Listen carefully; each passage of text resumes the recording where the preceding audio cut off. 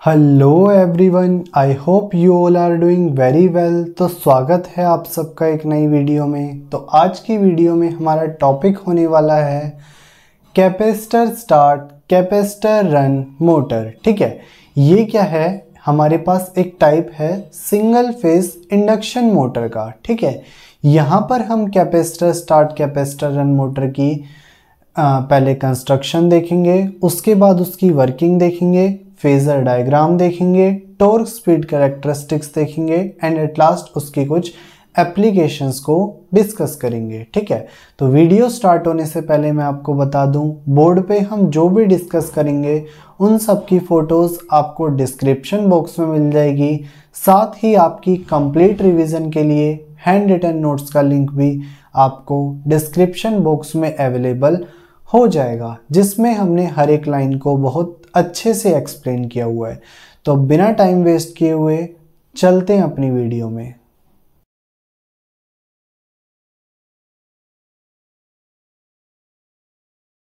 Okay, तो capacitor start capacitor run motor, ठीक है, इसको हम क्या है डबल वैल्यू कैपेसिटर मोटर भी कहते हैं।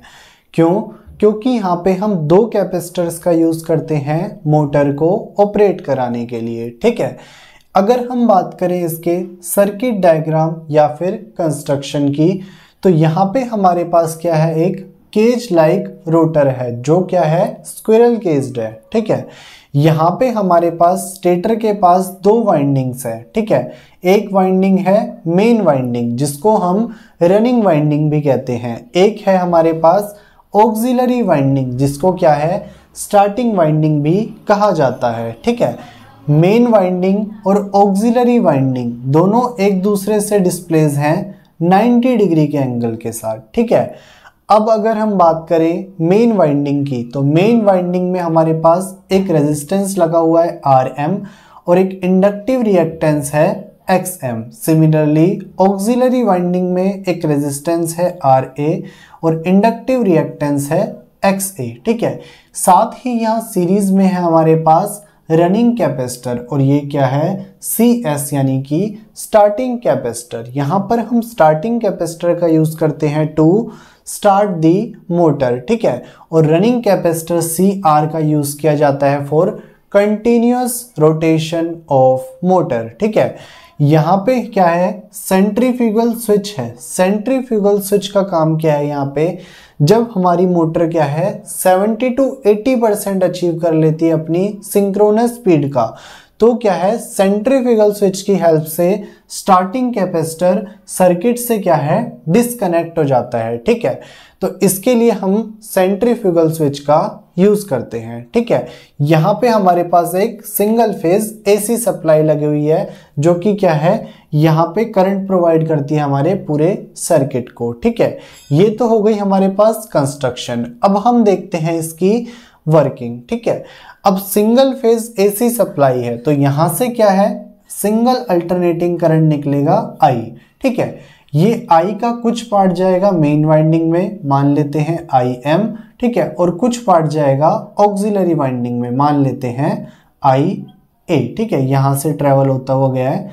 अब यहाँ पे क्या है, सबसे पहले हम बात करेंगे स्टार्टिंग कैपेसिटर की। ठीक है, यहाँ पे हमने क्या है जो स्टार्टिंग कैपेसिटर है उसकी कैपेसिटिव रिएक्टेंस को लो लिया हुआ है। ठीक है, तो यहाँ पे क्या होगा, जो कैपेसिटिव रिएक्टेंस है अगर लो है तो करंट क्या है हाई अमाउंट ऑफ यहाँ पे फ्लो करेगा, यानी कि IA का हाई अमाउंट यहाँ पे फ्लो करेगा। ठीक है, यानी कि IA ज़्यादा अमाउंट में स्टार्टिंग कैपेसिटर से फ्लो करेगा। अब हमें पता क्या है कि जो टॉर्क होता है वो डायरेक्टली प्रोपोर्शनल होता है किसके, करंट के। अब स्टार्टिंग कैपेसिटर से अगर करंट ज़्यादा फ्लो कर रहा है तो स्टार्टिंग कैपेसिटर की वजह से जो टॉर्क डेवलप होगा वो क्या होगा, बहुत हाई होगा। ठीक है, और हमें पता है कि रोटर को रोटेट कराने के लिए जो स्टार्टिंग टॉर्क चाहिए होता है वो बहुत हाई चाहिए होता है।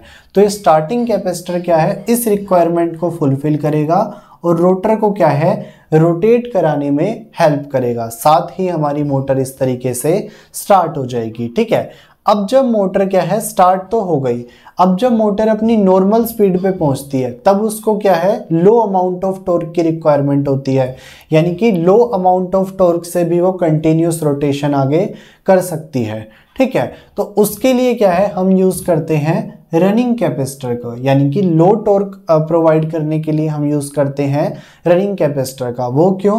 क्योंकि रनिंग कैपेसिटर की जो कैपेसिटिव रिएक्टेंस है वो क्या है हाई रखी जाती है। क्यों? क्योंकि हमें यहाँ पे लो टॉर्क की रिक्वायरमेंट है। अगर इसकी कैपेसिटिव रिएक्टेंस हाई होगी तो यहाँ से करंट जो फ्लो करेगा, यानी कि IA का जो करंट अमाउंट फ्लो करेगा CR से, वो क्या होगा बहुत लो अमाउंट होगा। ठीक है, इसकी वजह से जो यहाँ पे टॉर्क डेवलप होगा अलोंग CR, ठीक है, वो क्या होगा बहुत लो अमाउंट का होगा। ठीक है, और नॉर्मल स्पीड पे क्या है रोटर को लो अमाउंट ऑफ टॉर्क की ही रिक्वायरमेंट है। तो ये हमारे पास नॉर्मल स्पीड वाली रिक्वायरमेंट कौन कंप्लीट कर रहा होगा? रनिंग कैपेसिटर, यानी कि स्टार्टिंग में स्टार्टिंग कैपेसिटर काम करेगा और जब नॉर्मल स्पीड कर लेगी हो जाएगी, ठीक है, तब क्या है रनिंग कैपेसिटर काम करेगा। ठीक है, तो इस तरीके से ये दोनों कैपेसिटर क्या है capacitor start capacitor run motor को ऑपरेट करते हैं। ठीक है, यानी कि ये दोनों ही क्या है कंप्लीटली उसको हैंडल करते हैं। अब जब मोटर क्या है 70 to 80% अचीव कर लेती है अपनी सिंक्रोनस स्पीड का, ठीक है, तब क्या होता है ये सेंट्रीफ्यूगल स्विच क्या है ओपन हो जाता है और यहाँ पे जो स्टार्टिंग कैपेसिटर है वो सर्किट से डिस्कनेक्ट हो जाता है और मोटर किस पे रन करती है? खाली रनिंग कैपेसिटर पे मोटर हमारे पास आगे रन करती है। ठीक है, तो इस तरीके से थी हमारे पास इसकी वर्किंग।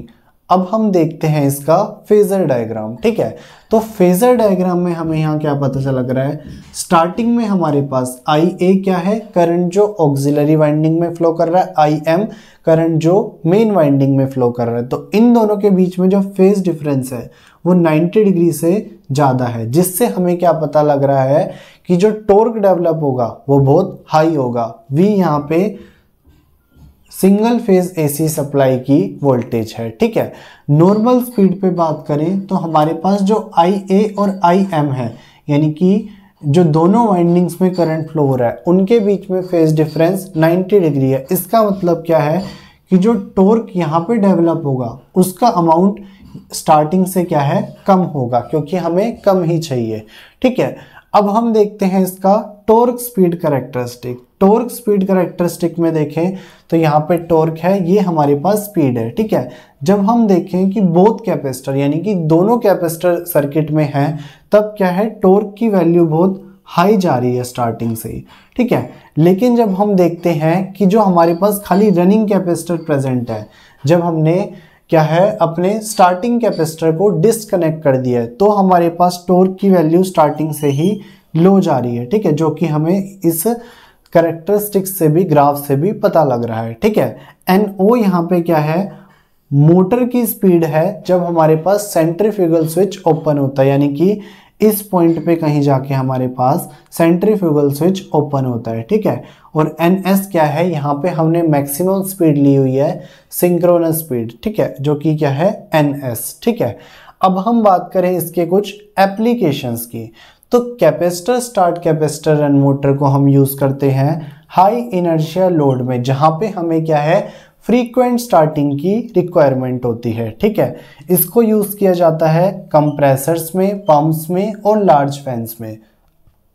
तो यहाँ पे हम इसको यूज करते हैं कंप्रेसर्स में, पंप्स में और लार्ज फैंस में। ठीक है, तो इस तरीके से हमने complete capacitor start capacitor run motor देख लिया। ठीक है, जिसमें हमने सबसे पहले बात करी इसकी कंस्ट्रक्शन की, जिसमें हमने रोटर देखा, स्टेटर के पास दो वाइंडिंग्स होती हैं ये देखा।